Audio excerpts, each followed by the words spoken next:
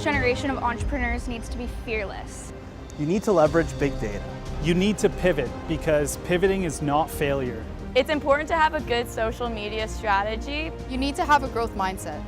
Next-gen entrepreneurs are now able to think globally right off the bat. So you have to be different. You have to be something fresh, unique, and new. You need to be a disruptor.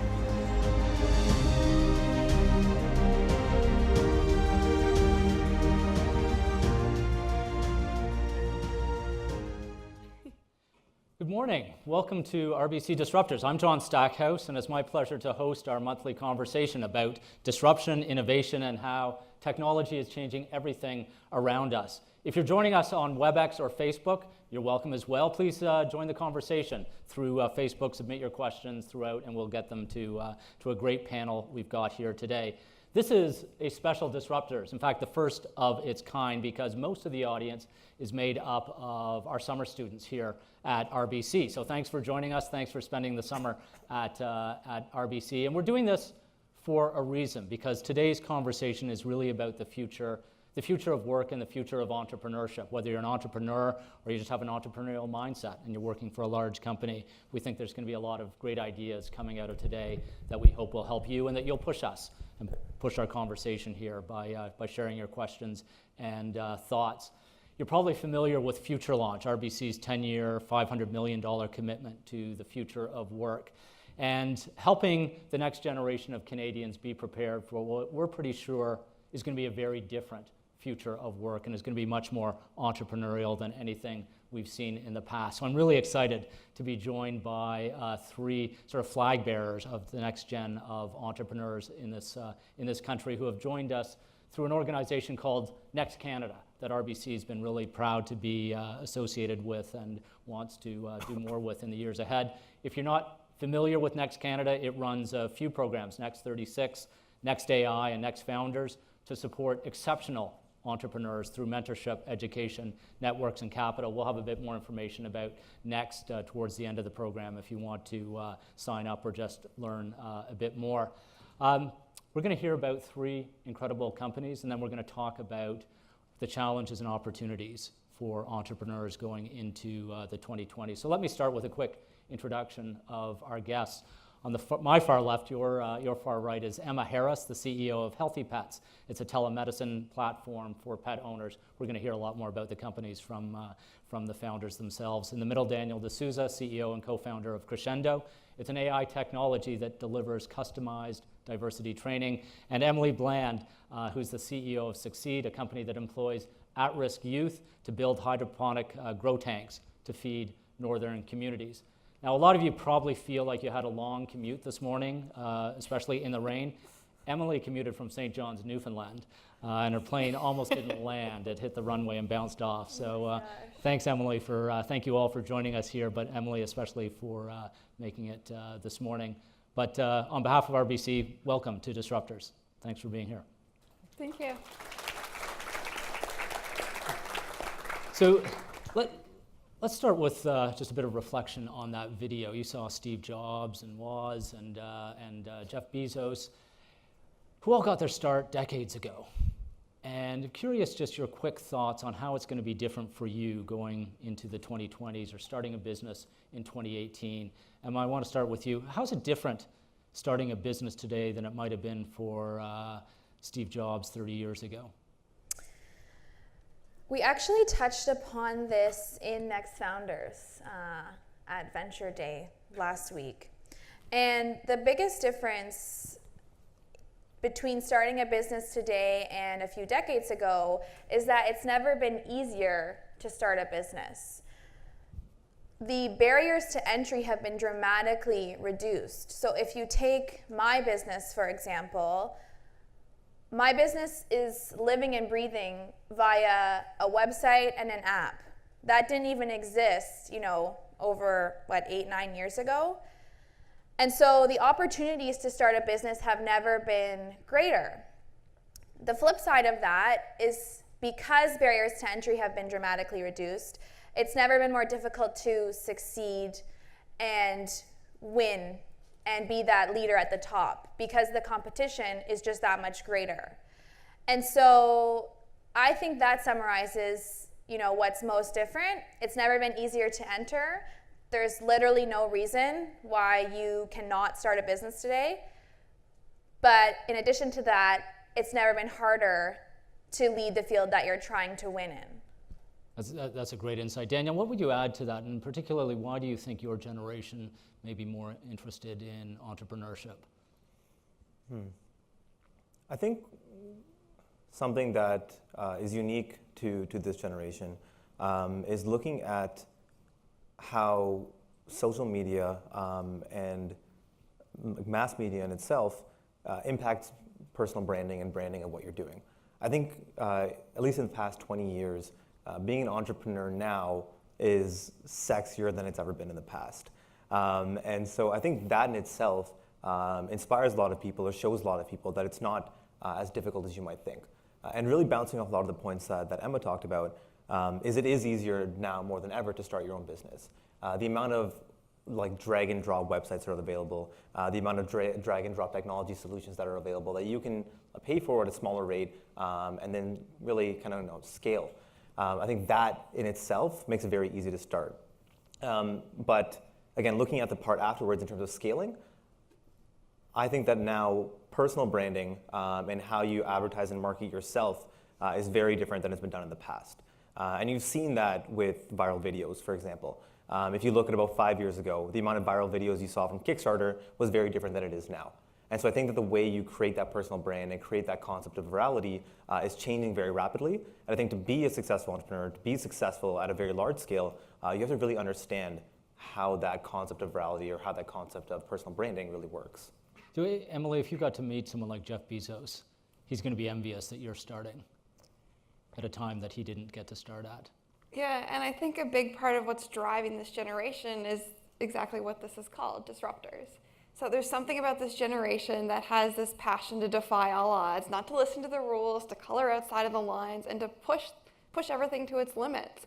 And I think the difference between us and our parents' generation or the generation before us is they looked at everything within the box. So the big goals and the passions were that you wanted government jobs, you wanted stability, you wanted to find that path, and you wanted to know that path from when you were 16. And this generation just has this passion spark to do things a bit differently, which is really exciting to see. So let me stay with you for a minute and get a bit more about your own story, and then we'll hear from the others as well. How did you get started as an entrepreneur? So mine was accidental. I was taking a similar path to what my parents wanted. My 40-year plan when I was 14 years old was that I was going to go to law school, practice till I was 40, start a law firm in a small community in Newfoundland, and then get into politics. And that was exactly what I was going to do, no ifs, ands, buts about it. Was that your plan or your parents' or grandparents' plan for you? Yeah, probably a bit of both. Yeah. It was definitely influenced by them. But I ended up going to university at Memorial and got involved with a group called Enactus. So it's an organization of 77,000 university students around the world that challenge you to address social and economic issues in your communities. So joined the team, 3 years in, took over as the team's president. And it was at the time that we were seeing these crazy, horrific stats about food insecurity rates in northern communities, that a head of cauliflower was costing more than a dozen roses in Newfoundland, and things that were just shocking. So we sat there as a team and said, hey, we can do something, we can fix this, let's think outside the box. So came up with the idea of creating 15 home hydroponic grow tanks, so using water instead of soil to grow fresh produce. The big lofty goal was to put 15 in Labrador in the next year. An article went out in the local newspaper. We had a request for 100 of these systems from Las Vegas to Norway, and we kind of sat there shocked as a team, like, okay, we found something here. So started a social enterprise around that. We ended up winning the Enactus World Cup, so named the best student-run social enterprise in the world. And at that point, I was still planning to go to law school. But at the point when I graduated, there was something that was stuck. It didn't feel right anymore. I couldn't let go of my passion, so I called up my boss, I quit my job, and I decided I wasn't going to law school, and I became an entrepreneur. I think that's such a great insight, because we're seeing more and more young entrepreneurs starting their own businesses because they want to solve the world's problems. It's not to get rich or to just have independence, although those things may come along with it, but it's to solve those social problems that you're taking on. Daniel, give us some insight into that light bulb moment for Crescendo and what convinced you to kind of throw everything away and dive into a business. So this is an interesting one. So for me, I've left companies that I've worked for in the past because of bias, because of racism or discrimination in the workplace. But the light bulb moment and the real impact, or the real moment that made me want to pursue this, was when I realized that I was actually part of the problem as well. And so in my last workplace, I had the fortune of working with one of my best friends at the time, and we were on a leadership team of 4, and she was the only female on the team, and also one of the only females in a very male-dominated workplace. And on this leadership team, the 4 of us were quite close. We were all people of color, so we thought we were woke, and we were yes, we can do this. We are diverse as hell. And it wasn't until about 7 months in where she actually broke down from frustration, and then told us all of these small things, the cadences in our voice, the verbs we were using when we talked to her, the way we introduced ourselves in meeting, our body language, that made her feel like she was inadequate, or that she didn't deserve to be there, or that she wasn't good enough to be doing her job. And that's when I realized, when you look at the world of where now discrimination in the workplace is prevalent and it's in your face and it's happening, the reason that it's happening a lot of the time flies under people's radars. It's the small things that you don't realize that you're doing. And so for me, I made a commitment to learn myself on the things I was doing, how to change my behavior, but I saw how difficult it was. And so I wanted to do something that could create change at scale. So take that process of my self-learning and really apply it in a way to workforces across the country or across the continent. And that's really where Crescendo came from. And so my history has been a past of taking an idea and actually wanting to do it and trying to bring it to life as much as I can. And Crescendo is the first time I'm doing that in a way that I see as massively scalable. So that was my light bulb moment for Crescendo. Right. And Emma, you were working full-time, if I remember correctly, when you decided to kind of throw it all away and start Healthy Pets. Yeah, I had What recently happened? finished grad school, and my fiance and I had bought our first home, and I just basically said a few months later, I think I'm going to quit my job and go back to waitressing to start this business. And he kind of looked at me and he was not surprised. But that was how it started. And looking back, I mean, when I told my parents that I was gonna, I had just finished my master's of science and I was, working at an interesting biotechnology company, and I said to my parents, okay, I'm gonna quit my job and I'm gonna go back to CHOP, the steakhouse I was working at and during grad school, and start Healthy Pets. And my mom was very supportive but terrified, because in her opinion I should have been acquiring at least 5 or 6 years more working experience in order to start a business. And realizing now, when I started, I'm 27, there was no better time, because like probably most of you, I'm at a life stage where I don't have a huge mortgage to pay. I don't have kids who have huge expenses. There was literally nothing holding me back. And I've spoken to so many people over the last year who are in that life stage, and the barriers to quitting their job are a lot higher. And so I just decided it was the right time for me, it was the right time for my family, and looking back, that really was the case. Because I could sustain myself on a part-time evening job, whereas a lot of people can't. And the idea for Healthy Pets, The idea what for motivated Healthy you? Pets is because of my dog, Bo. So he's a 3-year-old yellow Labrador. I grew up with dogs, so did my fiance, but we had our dog together for the first time, and he was like this 8-week-old, 8-pound puppy, so cute. He became we were the stereotypical millennial pet parents. Yes, you all know what I'm talking about. Unfortunately, he acquired a very rare lung infection by about 4 months of age. And it was a year worth of stress and medical bills, $10,000 in medical bills. And I realized, after about a year later, that a lot of the time we went into the vet clinic, if most of you probably have pets, you go into the vet clinic. Sometimes it's not out of medical necessity, it's out of worry, it's out of love for your pet. Unfortunately, based on the current model, it's a very expensive and time-consuming process. And so I reflected on this journey, and I thought I wanted to bring telemedicine, similar to how we use Telehealth Ontario for our own lives and our families' lives, to pet care, because pet care has evolved so dramatically, and the reason being everybody here resonated with that millennial pet parent comment. The problem was telemedicine and veterinary care was illegal. So I had to work with the regulatory body which oversees veterinary activity in this province for about 6 months. I was fortunate that this was already on their radar, but the process, I would say, was expedited quite dramatically, and the result was, for the first time in this country, veterinarians could now practice digital medicine.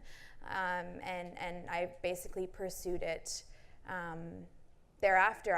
I went on Dragon's Den the same week that regulation was approved, so it was pretty serendipitous. That's a great story. So if 1,000 people quit RBC this week to start their own businesses, based on your invite, I'll probably be encouraged to join them, and I'll be among the new entrepreneurs out there involuntarily. But we'll talk a bit more about the entrepreneurial mindset that we can all have in an organization like this. But I think you've touched on one of the realities of starting your own business, that you're the chief regulatory officer, the chief legal officer, the chief digital officer. It's all on you. I wonder if you can each share some insights, and we'll start with you, Emma, on the early days challenges of starting your own businesses. What were the biggest obstacles, and how did you overcome them? So I think that we're all still in early days. I mean, Healthy Pets launched publicly March 29th this year, but we had been operating for a year prior to that privately. And the challenges, my number one challenge, hands down, as now I've gone from, me and the dog to a team of 6 or 7 now, and we have an office, is hiring. It's so difficult to find the right fit for your organization, particularly as your organization is evolving so quickly and it's so new. So whereas RBC's culture might be defined in history, with so much experience backing that culture's development, for a company like mine, or for any of the companies up here today, it's really difficult to form that in the early days. But the challenges vary from everything, from personally, to start this business, I took on, probably over the first 12 months, I accumulated about $50,000 of personal debt, and I'm not saying to go out and do that. I had just finished paying off my student debt, but basically I found myself in this position where I was either going to make it or break it, and I started entering pitch competitions and paid that off within, probably 6 months. So that was challenging. It's challenging to know that you're making the right decision when you don't have a lot of data backing your decisions.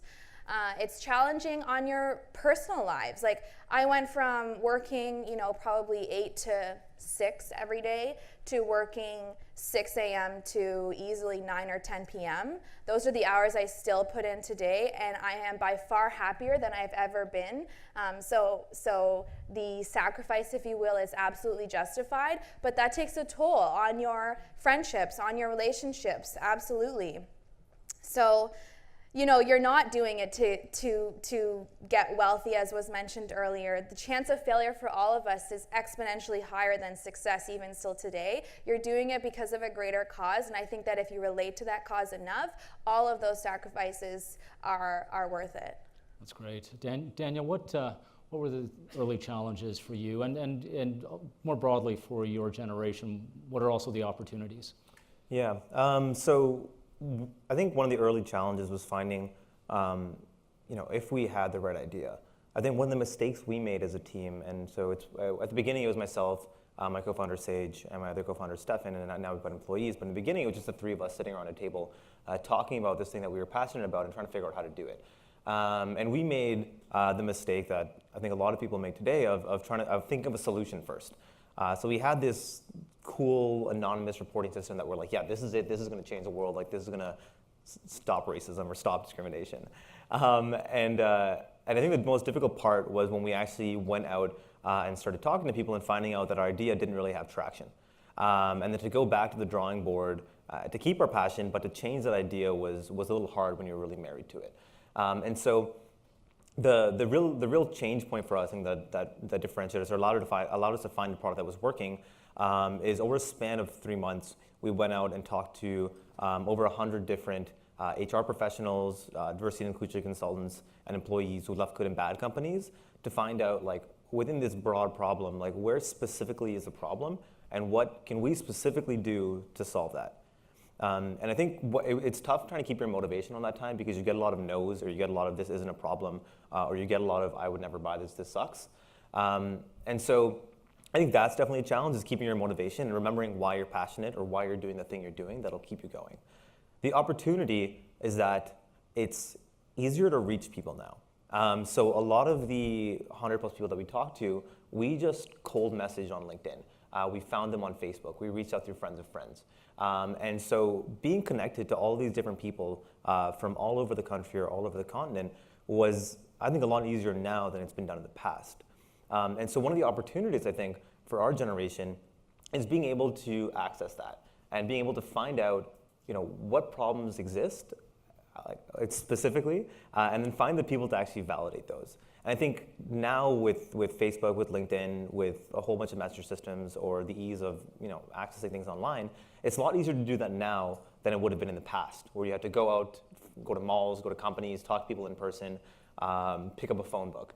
So it's a weird thing to do, it's a hard thing to do, but it's that thing that makes such a big impact.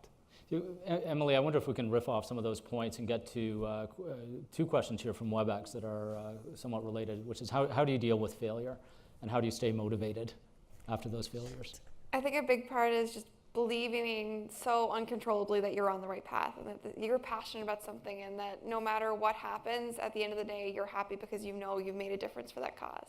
But you may be the only person who believes that. Yeah. Some days. How do you keep going? Many times, especially the first, so many times. Even today, we talk to some people and we're like, what do you mean you're doing social enterprise? What do you mean you're trying to raise capital, but you have a social cause? You're doing something so different. And people don't believe in the norm. But for me, I think you just need to know where your light is. Find that light and that passion that's inside of you, that just, no matter what anyone else says. And it goes back to those things that you learned in kindergarten, preschool, that your parents say, that sticks and stones may break my bones, but words will never hurt me. It's applying that to your life, long-lived. For me, my passion was fueled by my grandfather. So he had an entrepreneurial path, moved to Newfoundland with $32 in his pocket, and turned it into 3 successful businesses. So he defied all odds. And just having those types of role models and mentors, and knowing that those people close to you believe in you, gives you that extra spark to keep pushing on those very tough days. Right. To jump off that, actually, in terms of finding your light, I totally agree with that. I think it's 2 parts, right? I think it's one, finding the light about what you're doing and why you're doing it. And so for us, whenever we get criticism or we're like, why are we doing this? We go back and read some of the stories we got from people who we originally talked to, who had terrible experiences in the workplace, or think about our own experience and say, this is why we're doing it. But the other one is also finding the people who believe in you. I think that's important. So I don't know if any of you are familiar with imposter syndrome. So it's believing that you really shouldn't be where you are, and that you are in no way capable to do what you're doing. And one of the things that I find about being an entrepreneur is that you constantly feel this way because there's constantly people who are doing better than you. You're raising a certain amount of money, but there's someone who just raised 4 times that. You got your first customer, but there's someone who's already gotten 17 customers, and that they started at the same time as you. So I think finding people who believe in you and believe in your ability and can remind you of the things that you did that were extraordinary or what make you unique, I think it really pushes you through in those dark times. And where do you both find those people? Who are those people for you? So for me, it's interesting. So that best friend I told you about, who I was working with, her name is Preeti. So she's that person for me. And I find that when I take myself out of the entrepreneurial world and just talk to my friends on a regular basis about the problems that I'm having, it reminds me that the things that I'm doing, the things that we're doing, are hard, and they're supposed to be hard, and that when you look at the people around you, you are doing something that is very different than what the average person is doing, and so that in itself is unique. And to get to that point, you have to take a lot of challenges to take those steps. I think when you constantly look around at the people who are doing better than you, that's when you start to feel like crap. And that's when all the things you do seem meaningless, just seem like they're not working. Emma, you talked about the crushing hours that can come with entrepreneurship, and we've got another question here from WebEx about founder burnout. How do you avoid it, or how do you reduce the challenge? I think it's very important. I mean, my answer to this is pretty concise. I would say it's very important to be self-reflective and know what your personal boundaries are. So my personal boundaries, I would say, are pretty extreme. And yet last May, for about 10 days, all of a sudden, you know, I like naturally wake up without an alarm around 5 in the morning. And all of a sudden, that totally changed. And I wasn't as excited to go to work. And there were so many interesting things happening. And I realized I was plain exhausted. And I texted maybe phoned my investors, and I said, I'm going to Miami. Don't contact me for like 5 days.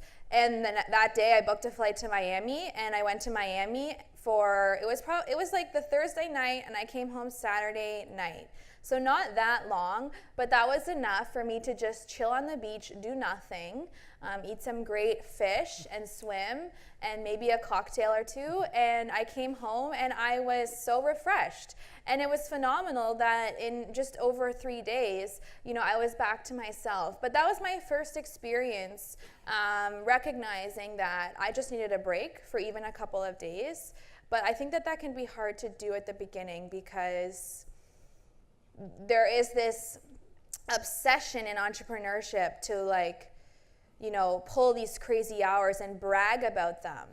And I didn't mean to do that previously, if that's how it came across, because obsession is really hurting people. And that's why it's so important to be as self-aware as you can, to recognize, you know what, I need a break. And that's what happened to me last May for the first time.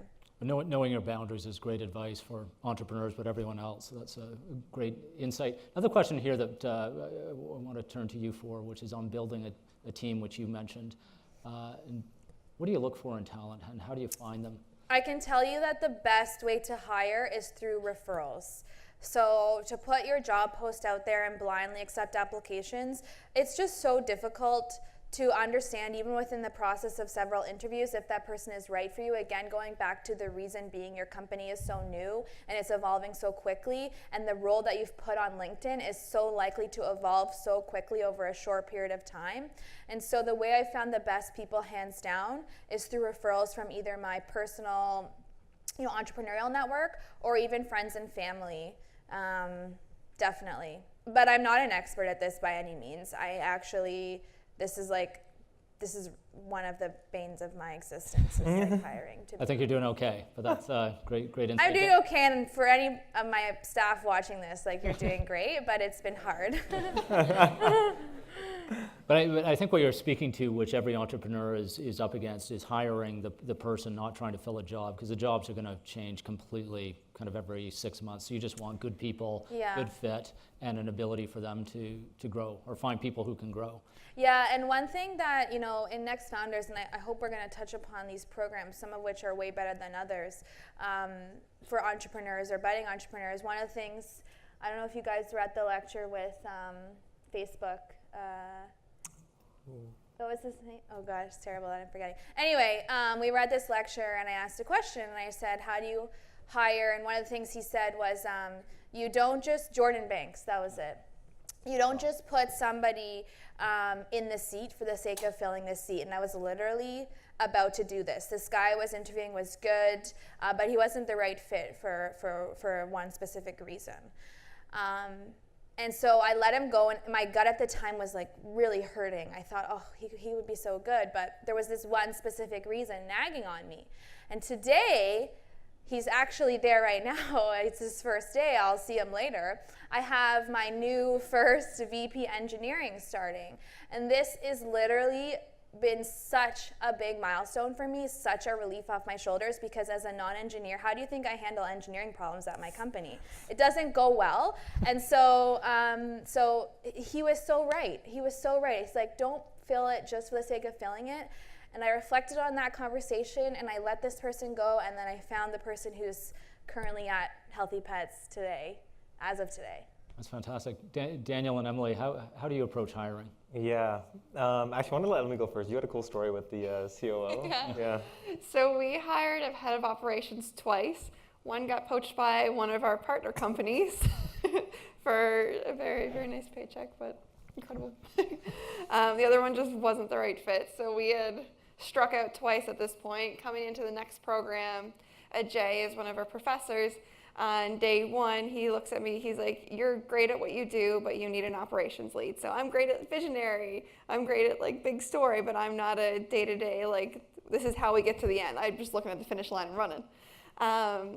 So he looked at me, he's like, in 3 weeks, we're gonna hire you a COO. I'm like, oh, are we? So he gave me 3 weeks to put out a job posting. We got 109 applications. I interviewed 20 of them. Then we shortlisted 3 who came to Toronto and did interviews with Ajay. He made a recommendation on one, which was also the one that I felt in my heart that was right. We hired her 5 days later, and she's been the biggest life change to me. I had struggled a lot with imposter syndrome, thinking that I had to do everything and be good at everything. But to realize that my brain operates one way, her brain operates the other way, it's almost like she's my left side of my brain and I'm the right side. So it was not easy, but fun. That's a great story, Daniel. So mine's a bit different because we had, in terms of the 3 of us, so myself, I'm non-technical, but my background and more of my skills are on the strategy and business side. Stefan, his skills are all on the sales and enterprise side, and Sage, her skills are on the technical side. So she was at Microsoft for the past 4 years. So with the 3 of us, we had a fairly balanced team. But when it came to hiring, we needed a lot more development power. And so we were looking for developers, and me as a non-developer having to go and screen these developers, I had no idea what I was doing. But after going out and talking to a bunch of mentors that I have who have started their own companies or have started multiple companies, the biggest thing I learned was that it's not necessarily about all of the skills that they have right now, but it's about their capacity to learn and how quickly they can learn. And so looking back on my own past, I've learned, I did my degree in biochemistry, so nothing related to what I'm doing now, at all. Biochemistry sucks, by the way, don't do it. Sorry to everyone who's in biochemistry. But looking at my own path, I had a very quick capacity to learn. And so that's how I did a lot of things I do. So now whenever I screen for employees, I look for how quickly they can learn. So giving me an example of something that they've learned they had no idea beforehand and how did things go. But then also how passionate they are for what we're doing. And when it comes to diversity in the workplace, we've been fortunate enough to find a lot of candidates who are very passionate about this problem, who have left companies because of the problem. And so the 2 of those are the combinations that we really used to screen, and they worked out amazingly so far. So we had our first 2 employees start about a week and a half ago, so Rebecca and Caitlin. So they are fantastic. And the things that they've learned in this 1 week were far above anything that we had expected them to come in with. So a couple of you. I was going to say, do you remember what they told us at Top Hat? The number 1 predictor of success on a job is almost never tested anymore. And that predictor is actually IQ. And yet we don't administer an IQ test anymore. I don't know why, but it's something that I took from Next Founders. Just an FYI. That's the number 1 predictor of success. It's interesting because when you look at that specifically, I would say in an early stage startup, a lot of what we do is learning things very quickly. So quickly. Yeah, and so I don't necessarily know because I think IQ itself has a lot of connotations behind it around how do you test for IQ, what really makes someone intelligent. And I think going through school, at least for me, it was the grades. Grades are what makes you intelligent. Grades are what make you smart. So. I'm not how do you think you would test for? Honestly, I haven't done it. I just wanted to bring that up. Oh, okay. Again, I'm not an expert on hiring. I've not done it. But I would think EQ would be equally important because you want chemistry in a team, and startups often fail just because they've got a bunch of super smart people, highly energized, highly focused, but combustible in terms of personalities or lack of EQ. As you're starting to build your teams, how do you build the chemistry? You're the leader. People look to you for signals. Daniel, you're laughing. So yeah, it's a tough one. I think for it's something that I'm constantly thinking about. because our goal as a company is really to build a product that can help other companies become more inclusive. And so for us, that puts double pressure on us to be like the most inclusive company that there is. And on my own note, I'm a very personal believer, and if you're going to talk the talk, you have to walk the walk. And so as we're building out our own company, like I want our company to be like the gold standard of inclusion. And so some of the things we're doing at a very early stage are having very open conversations. So we're big believers in bringing your whole self to work. And so we talk about mental health, we'll talk about queerness, we'll talk about alcoholism, things that people tend to hide in their everyday life or feel ashamed or feel scared to bring to work. And we try to bring those conversations up just in the first week of someone being hired. And the reason for that is we want to establish a ground that you can kind of talk about anything that you want to talk about, that your identity isn't something that's separate from who you are. And so that's some of the things we're doing right now. But again, as that scales and as that grows, it's something that's really on the top of my mind, because as soon as you go past 8 employees, it's hard to put everyone at a table and have conversations like that very openly. So that is a question that's on the top of my mind. Emma and Emily both referred to the Next programs and how those have helped you.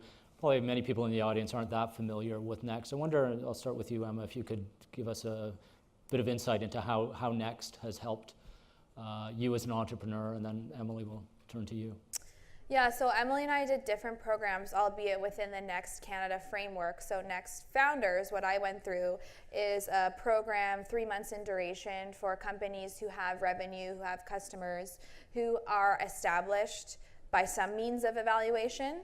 And what was different about this program compared to a few other programs out there is the quality of companies in the program was fantastic, because we could learn from one another as equivalently as we could from the lectures and the case studies, because we were at similar stages and therefore facing similar problems, even if we weren't in the same industry. And I think it was a great program. I've not done some of the bigger names out there, but I've done a few local programs, and by far this what really was the best. That's great. And Emily, how did Next get you going? It was a roller coaster. So we start off with a selection weekend where out of 1,000 applicants, they shortlist about 80 of us. They fly you into Toronto and put you through a very interesting weekend. It's all about pushing you, figuring out exactly how you tick. So you do speed interviews to get shortlisted into this selected group. So you have 10 minutes to impress people on the other side. They're very successful entrepreneurs, people who have taught in the program. They're incredible people, and you have 10 minutes to convince them that you deserve a spot there and that you deserve to stay. After they do the first cut, they bring people back in. They bring you into groups. They ask you why you deserve to be in the program. They ask you to show off talents. One girl had to sing opera to get in, so they push you to really show why you stand out, and they believe that you should be here. Then you spend the summer here in Toronto learning from incredible mentors, teachers, from Reza to AJ to Sheldon. They give you exactly what you need to succeed, but it's all up to you if you're going to take those materials and resources and you're going to turn it into something great. They push you, but they're also there to kind of have your back. And like Emma said, there's a ton of these programs out there, but there really is something special with Next, and there's some secret sauce that's happening there that's incredible for entrepreneurs and businesses. Yeah, so Next, you mentioned Reza Sachu and Sheldon Levy and Ajay Agrawal is associated with the Rotman Business School, at least that's where they hang out, and it's really about helping Canada develop the next generation, literally, of superstar companies. So hoping you're in that cluster, but they're very competitive, very demanding. It's like a boot camp that they put you through multiple times. But it's interesting how they're trying to connect education with entrepreneurship. And one of the pleasures of my job is I get to travel the country and talk to lots of incredible Canadians, but those include government leaders and university and college leaders. And tomorrow I'm going to be in Ottawa, and then I'm going to Halifax to talk to the presidents of Canada's largest universities. And I'd like to share some insights with them from you on what they should be doing differently at the university and college level. So Daniel, let me start with you and then I'll go to Emma. What message would you want to be shared with the university leaders of this country in terms of what they can do and what they should do differently to help the next generation of entrepreneurs? Yeah, and this is a question that's quite close to my heart. So the past couple of years, I started a nonprofit out of McMaster, specifically focusing on that. So providing high potential students, connecting them with mentors, teaching them about entrepreneurship, and providing them resources to help grow their companies. Because when I started that, my university at the time really wasn't doing that well. And so I think I've had quite a few conversations with like Patrick Dean, who's the president of McMaster, Sean McCunid, who's the dean of students, and also started Velocity at Waterloo. And the two of the biggest things that I think need to happen are, one is exposure. Because going through school, you never really get an opportunity to say, how can I take what I'm learning here and apply it to actual challenges happening in the real world? And that was my folly with biochemistry, is I didn't know what the hell I was going to do with it. It's tough to get professors to change a curriculum, but something very easy to do is to find entrepreneurs who are alumni or who are in the community who can come into a first year like psychology class and talk about how they took the specific material that you're learning and applied it to an actual problem and built a business out of it. I think having that mindset as you go into university and you're learning things for the first time changes how you perceive to learn everything for the next few years. And the second part is the support. So, once you've done this, having resources or having pools or investing and things to show that entrepreneurship is important. So one of the things that really helped me was how willing McMaster University was to give grants or to give funding to students who wanted to start something new. So when I started my nonprofit, some of the biggest champions were the city manager of Hamilton, the president of the university, the dean of students, who really helped me kind of take it from just an idea to now something that has a paid team of 6 running it out in Hamilton. So, yeah. Right. Emma, what would you encourage education leaders to do and think differently? So I do a lot of work with PayPal, and I was at an event with PayPal a few months ago, and it was similar to this, albeit much smaller. And one of the things that was touched upon is the complete absence of resources for people under 18. So even for Futurepreneur, which is a great organization, I've leveraged it, you need to be 18. To get a bank loan, you need to be 18, I think. Anyway, to access a lot of the pitch competitions out there that I referenced earlier, you need to usually be at least 18 or in post-secondary. And otherwise, there might be 1 or 2 youth categories out there, but they're very small. There's so many talented 15 to 17-year-olds out there that are itching to start something but have 0 resources to do it, and that's a shame. So I would, one, start with that. The second is there's so many grant programs available for companies like ours, and I've leveraged a ton of them, but the application process is ridiculous. It takes you easily 10, 20, 30 hours to fill out these applications to receive funding that is meant to grow your business. Well, why should I spend 30 hours filling out an application when I could be spending 30 hours running my business and maybe an hour on the application? Like, that is so backwards. And anyway, another thing is, if you're an organization that's doing all this research on the discrepancies and the discrimination or the imbalances in entrepreneurship, whether it's with respect to what you're working on or women in tech, if they're going to write about it, actually walk the walk, as Daniel said earlier. So PayPal is an organization that just put out this huge report on the state of women in entrepreneurship. It wasn't tech focused, but nonetheless. And unique to PayPal is that while they're doing all this research, they're actually walking the walk. So they have this contest for all of you out there called the Small Business Contest. It launched for the first year last year, and they're about to open the applications again. I actually won it the first year, and it was 15 grand cash paid in I don't know, maybe 3 or 4 days after I won, and the application took me 7 minutes. So that is an example of an organization that is doing the research, but also funding the programs and the initiatives that they actually talk about. And unfortunately, so many organizations don't do both, and you need to do both. So that's what I would summarize as. And Emily, what would be your message? I think that the whole curriculum ideas that we have right now, especially in high school, need to be stripped down to the beginning, not just fixed or tweaked, but go back to the basics and figure out what high school, junior high students actually need to learn. We don't learn about financial education. So many kids graduate high school and we get credit cards and you rack up huge amounts of debt. There needs to be more education ingrained growing up. And even take networking. So networking is one of the leading things to get you a job. When did you learn how to network in high school? Like Kelly Hoey, she wrote a book called Build Your Dream Network. You should all buy it and read it. But it teaches you why networking is important and how you actually do it effectively, and that it's all about quality, not quantity, and how you build your network from a young age. Those are the skills that we need to learn in high school and not just be expected to learn at home or outside of school. So I really think that all of us need to come together, figure out what the key concepts it is that we wish we learned in high school, and build an actual curriculum around it. Yes, it's risky, but why not give it a try with one high school?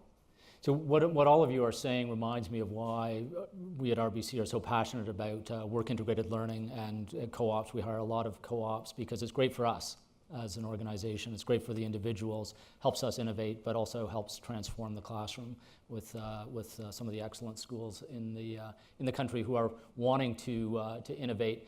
And within our co-op program, we have a special initiative called Amplify, which is a summer intensive innovation program where we throw our biggest challenges, real challenges, at students and let them solve it. And we have a contest, and the competition for it was here in this room last week, and we've got the winning team here today. So I'll just do a quick call out for the amplifiers behind Baby Pocket, if you wouldn't mind standing up. They just won $25,000 and beat out 17 other teams. Woo! Well done. So Erina, Nikita, Tuan, and Fauzi, that's fantastic. Baby Pocket is a mobile app for new and expecting parents to track expenses and get offers from their favorite brands. Don't steal their idea, but they're fantastic. But we're trying to show how entrepreneurship can also work within a large company and how it can change us as an organization. I wonder if I can ask you to speak a bit to the entrepreneurial mindset and how it's different. And as you sort of grow as entrepreneurs, I'll start with you, Emily. How would you describe the entrepreneurial mindset, and whether you're working for a large company like RBC or running your own company, how would you define that mindset? I'm going to go back to the first thing I said. So it's all about being a disruptor. It's about looking at how things have been for 10, 20, 100 years and start to ask why, and how you can improve that and how you can make it better. You take companies right now that are disrupting things like the mattress industry, the toothbrush industry, things that haven't changed for so many generations, but because someone is asking why and how they can improve, that's changing it.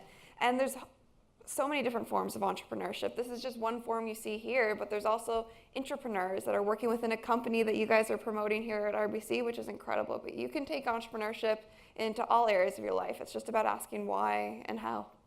Daniel, for the people here and watching on WebEx and Facebook, what advice do you have for them if they're thinking about making the leap into entrepreneurship? Yeah, so I think the biggest thing that I've learned this year, and then even the past years with other things that I've done, is being an entrepreneur isn't about thinking of a brilliant solution right now. It's about finding something that you're passionate enough to make an effort to change.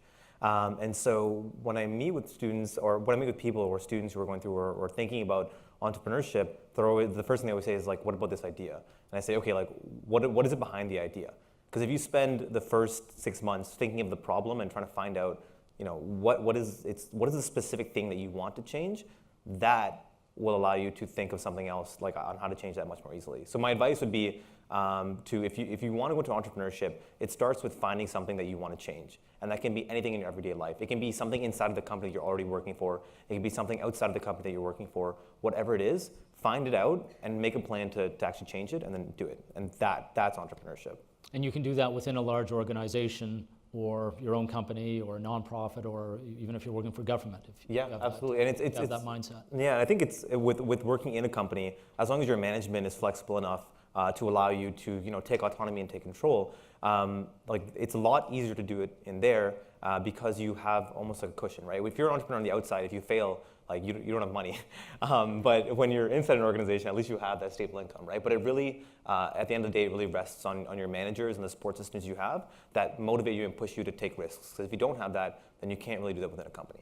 And Emma, what's your advice for people here or watching on entrepreneurship? What should they be thinking about? What should they ask of themselves? One thing that hasn't been touched on yet is the importance of being, to go back to the mindset, to start a business is crazy. Like, the odds are stacked against you, and yet it's so rewarding. At the same time, though, it's very important to be realistic with yourself, because we all see the success stories in the videos or wherever you are, but you don't see the thousands of stories that didn't make it to the video. And so there is a point where you have to be realistic with yourself if something's not working, because there's so many stories out there where, it's like that saying, I don't remember the saying, but anyway, basically, if you do the same things over and over expecting different results, that's basically what it's saying, that's crazy. And so it's very important to push past the rejection, because we all face it, whether you're an employee, an employer, an entrepreneur or not. It's very important to be passionate about what you do, but it's also very important to set goals for yourself and either reach them, and if you don't reach them, ask yourself why. And maybe the reason why is lack of product market fit. Maybe it's that the world just doesn't want the solution you're working on. But if you keep pushing that exact same thing, you could be wasting other opportunities. So, if you're thinking about becoming an entrepreneur, I would say start it. But if you're starting, outline what you plan to achieve when, and be realistic about why you do or you do not achieve those goals, because it's so easy to just get caught up and keep doing the same things over and over expecting a different result, and that is a waste of your time.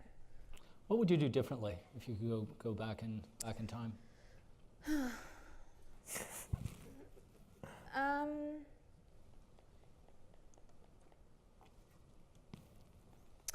Any of the things that have cost me unnecessary time or money were as a result of making decisions too quickly. And so in entrepreneurship, there's also this obsession with moving as fast as you can and getting as much done as possible. And that's true, you have to be agile.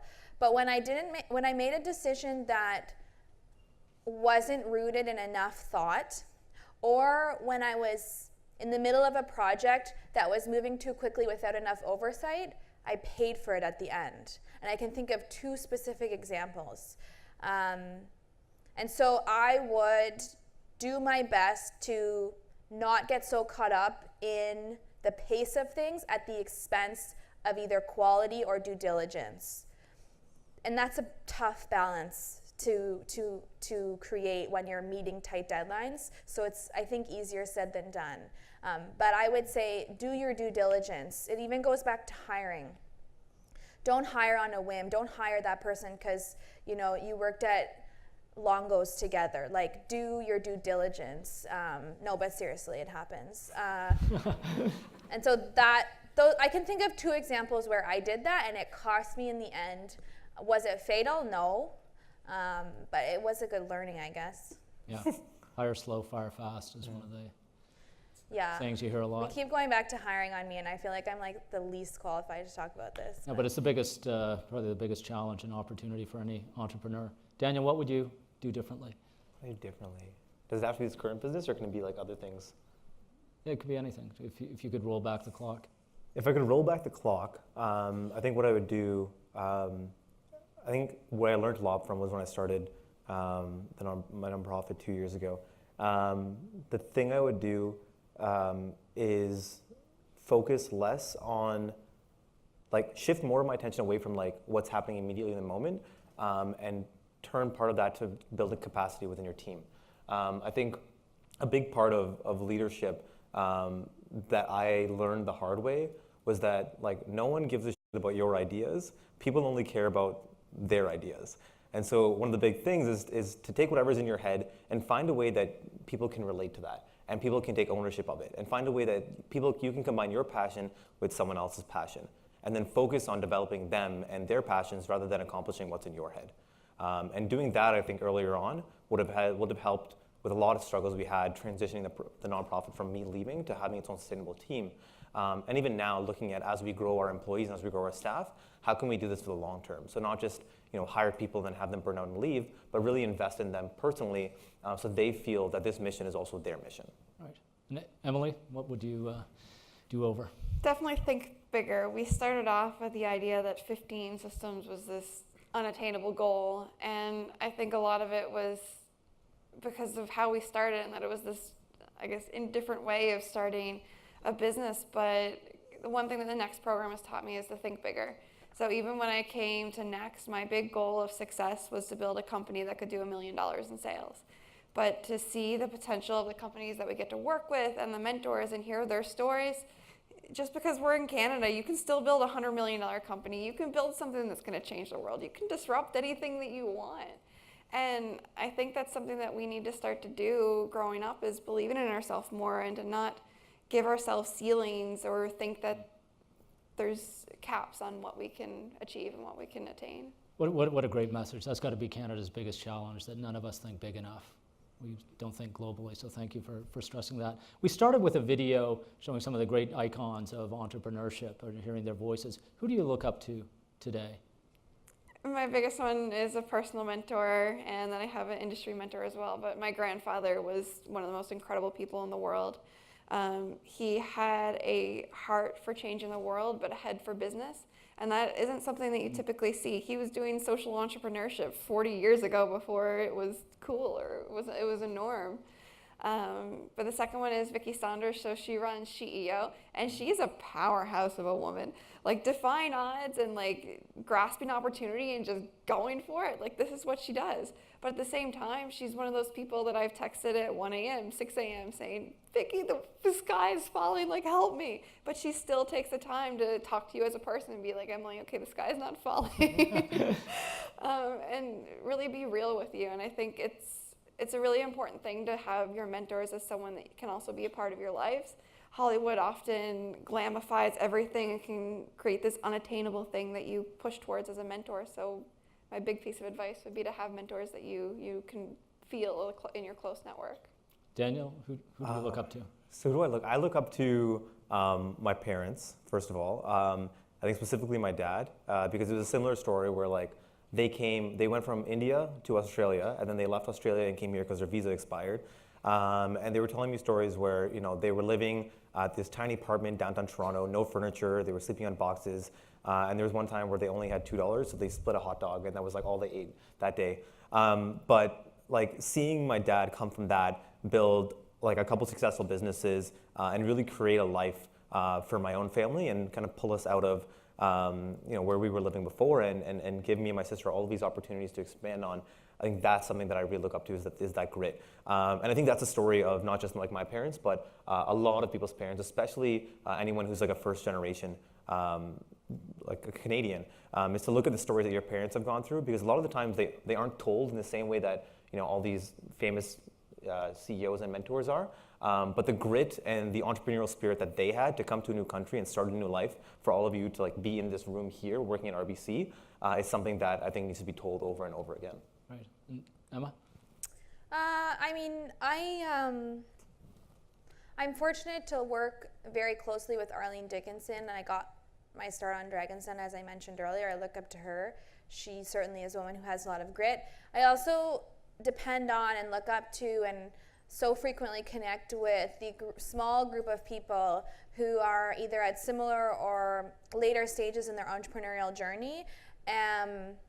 We all really, depend on each other sometimes to get us through the more difficult parts of the lifestyle that we've chosen.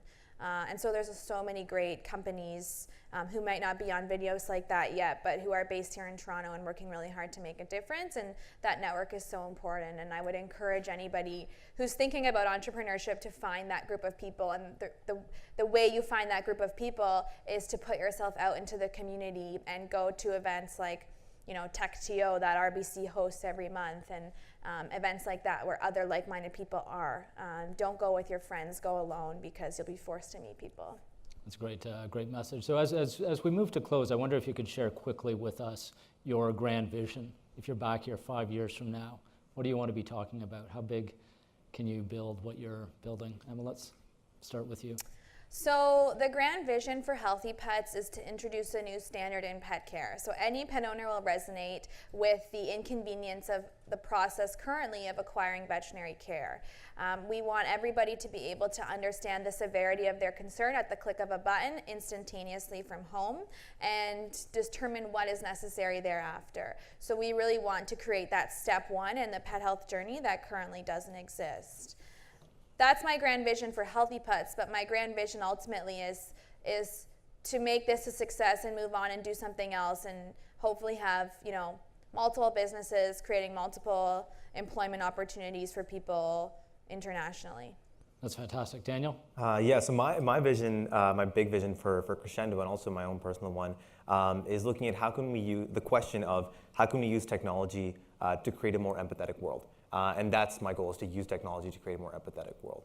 And so the way in which people are communicating with each other has changed drastically over the past 10 years, whereas primarily in person and then through voice and now through online messages.